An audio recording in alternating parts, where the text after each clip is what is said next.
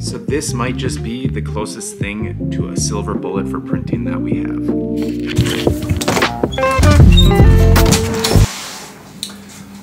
So back before we had variable contrast papers, printing with different levels of contrast on the same print or piece of paper was really rather challenging.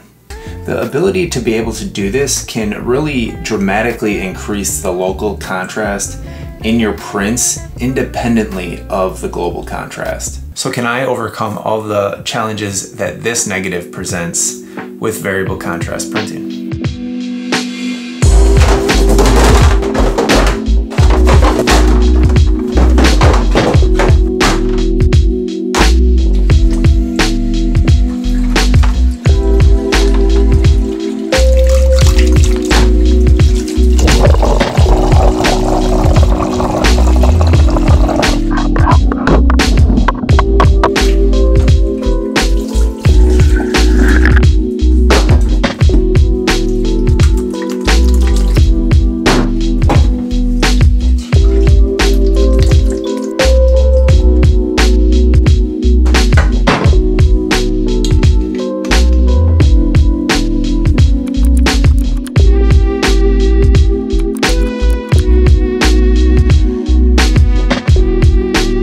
So split grade printing is a really effective way to bring out different contrasts, enhance local contrast in different areas of a single print. So welcome back if you're following along in this series of darkroom printing videos. I am printing a picture of the St. Louis Arch, and I'm going to walk you through various ways and approaches you might take to kind of enhance the local contrast to make a print that is to your liking. So in the first video we covered print flashing, and in this one I'm going to incorporate print flashing with split grade printing to go in and refine the print a little bit more and get some more contrast out of the lower end. Now the beauty of split grade printing is that you can greatly enhance or reduce contrast in different areas of the same print. So when it comes to local contrast, this can be really powerful. I did make a video on, kind of a basic video on split grade printing, so you can check that out, and that was just one approach, and the approach that I used in that video was using a low contrast filter and a high contrast filter and combining those two exposures to find a good contrast somewhere in between. And this does give you a great deal of control and fine tuning over it. And then on top of that, you can dodge and burn each contrast exposures to enhance contrast or decrease contrast in certain areas of the print.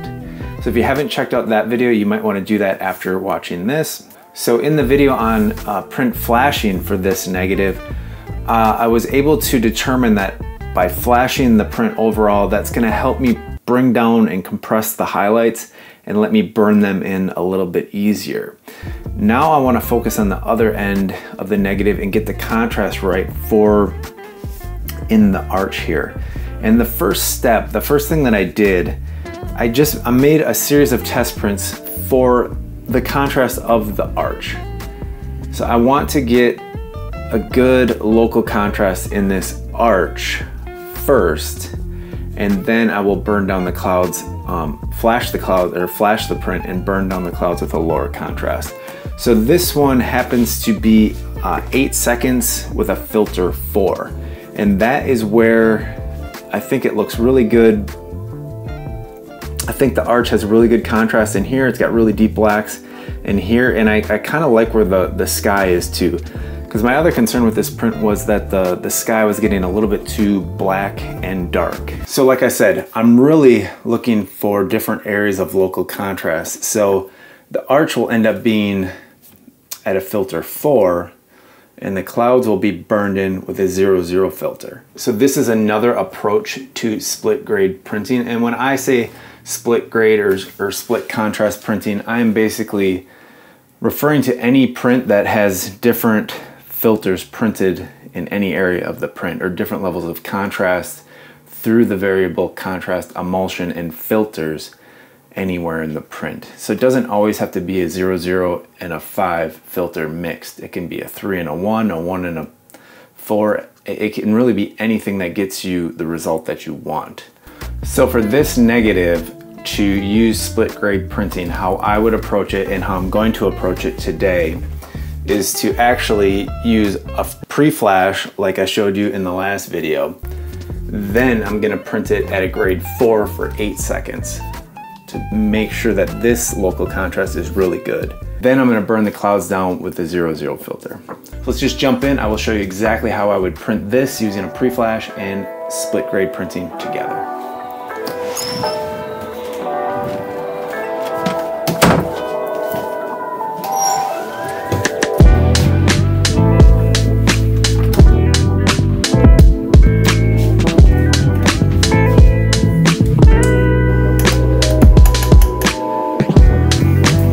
I made a test strip with just in this area, and when I did the test exposure, I flashed the print and then made the test strips, and that allowed me to get the contrast in here with my pre-flash already on there. The first thing I will do is just take the paper out, and I will jot some notes on the back so I'm not all, you know, these are all my test prints. I tend to jot the notes down, and that way I can transfer it to my other notes, and that way I know what's going on with what print, because you'll end up with like a whole bunch of prints and you'd be surprised at the ones that you end up really liking. So if you don't have notes on them, you may regret it later. It's gonna be a 5 sec pre-flash, and then filter for 8 seconds, then burn clouds 00, and it was 20 seconds, 20 seconds, 24 seconds, and 12 seconds. And that is it. And then Deckdoll 1 to 2, 90 seconds, minute and a half, I guess I could say. There we go. So the first thing we got to do is the 5 second pre-flash.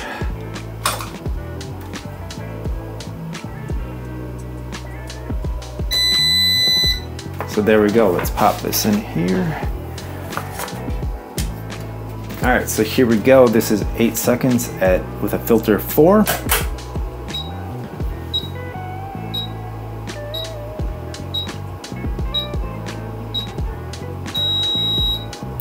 Then I'm going to take carefully and put this down to 00.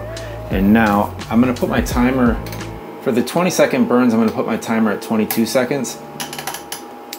And that way I can hold the card up here, start it, and then go 1001, 1002, and then start burning the clouds. And I'm really looking for the dent. I'm burning kind of around in a circle pattern and really trying to hit the dense areas, because that's what I need to get some detail and separation in. So then the next section, so 1, 2, 18, 19, 20. Now I had 20, it was 24, so I'm gonna go to 26 seconds. 1, 2, and that extra 2 seconds just lets me see where I need to burn into and get my card in place. And then this one I did 12 seconds. I'll go to 14.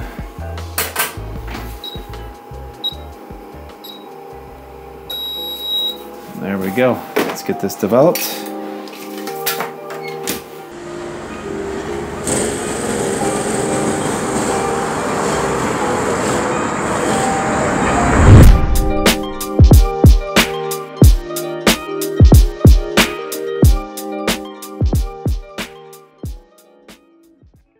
And it looks pretty good to me, especially for more of a straight, let me zoom that in a little, more of a straight, not a straight print, but for this particular negative, you know, just flashing, printing one contrast, and then split grade printing by burning with another contrast. I'm really happy with the results.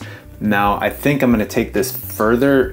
There is, even with the flashing, I still got a little haloing out of here, so I either gotta take more time but I think I'm gonna explore some other methods as well for kind of bringing these clouds down and bringing out the local contrast. So variable contrast printing is really, really powerful. You really can't, you can't really do it wrong. So I see some people that, or I've had questions in the past, like, can you do this or can you do that? And my take on it is, if you get the results you want, then do whatever you need to do. So I do really, really like this print, but I do want to sit with it for a little while. And I've got some other ideas as to how I want to bring out even more local contrast and get it a little bit more controlled and repeatable. So, and then I will be transferring it to fiber-based paper. So I don't know how many more sessions I'm gonna go on this, but I really like how this looks, and yeah, just follow along and we will see you in the next video.